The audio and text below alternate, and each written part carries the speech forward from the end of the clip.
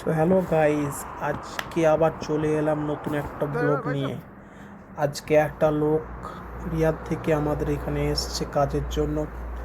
So আমার manager আমাকে call করে বলল তাকে রিসিভ করার জন্য। সো সেই লোক, সে একজন পাকিস্তানি। সে আগে কিটা কোম্পানিতে কাজ করতো, সে এখন হাঙ্গার স্টেশনে কাজ করার জন্য এসছে। আপনারা তো জানেন আমরা হাঙ্গার মার্কেটে কাজ করি।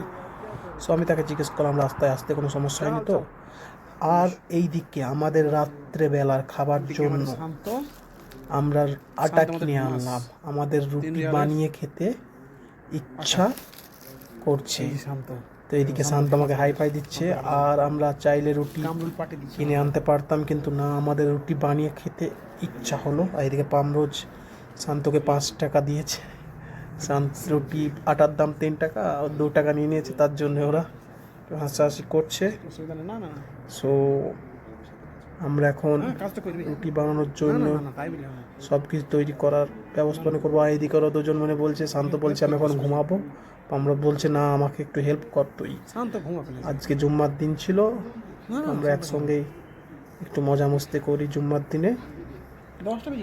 সো আমরা এখন দেখাবো আপনাদেরকে রুটি বানানোর কীভাবে বানাতে হয়। এইদিকে সমস্যা নাই, পামরোজ রুটি তৈরি করার জন্য গরম পানি নিয়ে নিল।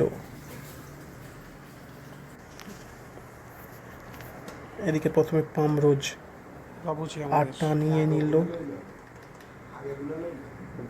তারপর নুন দিল আর তেল দিয়ে সবগুলোকে একসাথে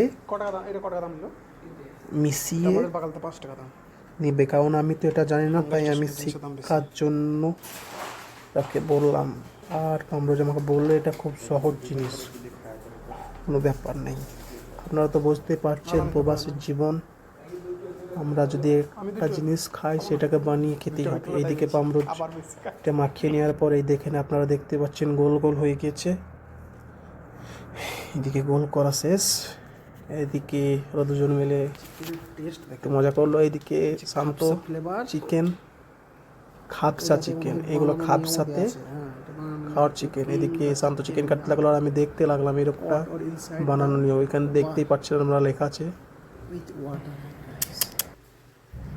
কোনো ব্যাপার নেই, আপনারা এরকমভাবে বানাতে পারেন। এখানে লেখা আছে খাবসা চিকেন, কিন্তু আমরা তো রাত্রেবেলা রুটি খাবো, রুটির সঙ্গে খেতে পারেন আপনারা, কোনো ব্যাপার নেই। আর এদিকে পামরোজ দিকে গিয়েছে ঘষতে, কারণ আমাদের রুটি বেলার এটাই জায়গা, তার জন্য পামরোজ ওই জায়গাটা একটু পরিষ্কার করছে। সো চলেন আপনাদেরকে আমি দেখাবো।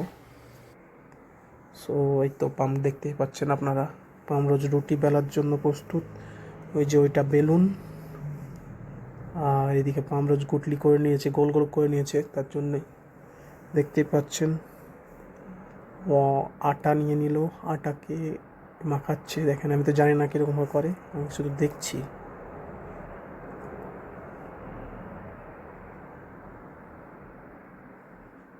গোল গোল করে নিচ্ছে। গোল গোল করার পরে এদিকে পামরোজ ওটার উপরে শুকনো আটা দিয়ে দিল। শুকনো আটা দিয়ে ওটাকে বেলা শুরু করলো। এটা আস্তে আস্তে বেলতে লাগলো। আর শুকনো আটাতে দিলে ওটা ওর সঙ্গে লাগবে না, তার জন্য আমরা যেদিকে বেলা শুরু করলো। আর আমি দেখছি যেন পরের বার আমি এটা বানাতে পারি। মজা করছি ভাই।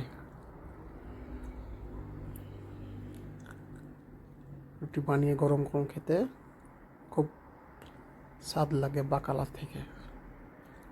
বাকালার রুটি আর নিচে হাতে বানানো রুটির মধ্যে অনেক পার্থক্য। তো আমি দেখতে থাকলাম সে কীভাবে বানাচ্ছে।